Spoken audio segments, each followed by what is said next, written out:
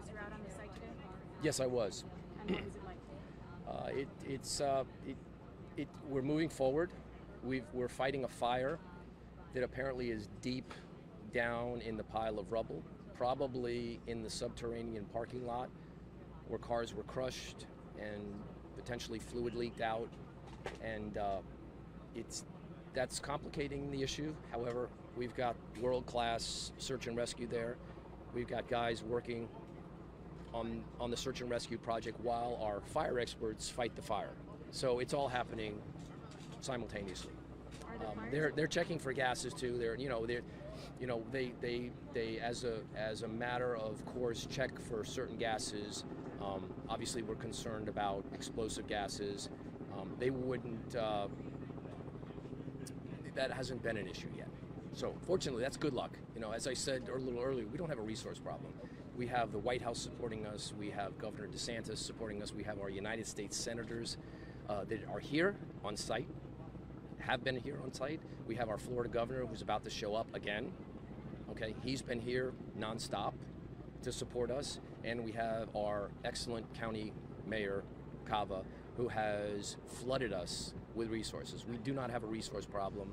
We have a luck problem. We need to get a little luckier. We need a little more luck with this fire. We need a little more luck with the weather. And we need to start, we need to continue to get people out of there. Any signs of life? We work 24 hours a day, nonstop, round the clock, and we're pulling people out of there. That's all we're doing. And what can you say about, we know that this building has a cistern. Yes, I brought that up yesterday. As I thought about it, there's an identical building. I contacted Senator Scott and I contacted Mayor Cava about that. My concern is that, and my concern stems from people asking me, is my building safe? And generally I would say, of course your building is safe. I mean, we all assume buildings are safe. Buildings in America don't fall down. That's a third world phenomenon, not a first world phenomenon. So with that in mind, given that the sister building is called Champlain Towers, given that the building was apparently built by the same developer, given that the building was probably built with the same plans and the same materials, I can't tell people that it's a safe building.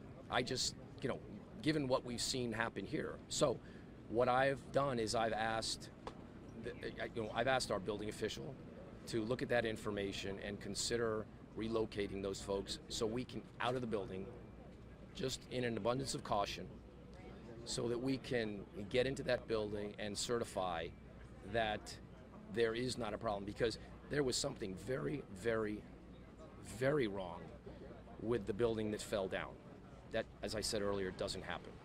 So, we don't take chances with lives. And, my position is those people need to be relocated. We've got unlimited funding. I spoke with Speaker Pelosi yesterday, who has pledged to help in any way she can. I mean, the federal government is moving heaven and earth. We got FEMA on site. They've been here since inception, and they are moving heaven and earth to get us what we need. As you can see, the county has provided resources beyond our imagination. We've seen equipment here that we've never even dreamed we had. So there's a lot going on. We just need to get those people that are trapped and pull them out. That's all we're doing. And we also need to support the families, which is where I'm going right now, because they need to know what's going on. I was up there yesterday. They asked me, they said, listen, I asked them what they needed, and they told me they don't need politicians coming talking to them. Okay? They also told me that they want the experts to tell them what's going on at the site. So I walked over, I asked Mayor Cava if she would provide her fire chief. She immediately did.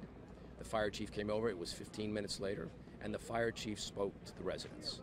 So that's the way it's working here. It's a team effort, and the fire chief further committed to speak to the residents every 4 hours. So that's done. So they're going to get the information they need.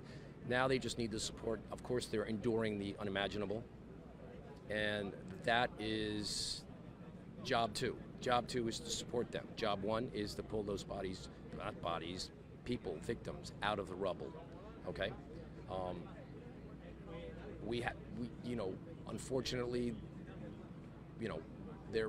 there are casualties, but that doesn't mean there aren't a lot of people in there that can be saved, and our intention is to save them. Thank you very much. My pleasure.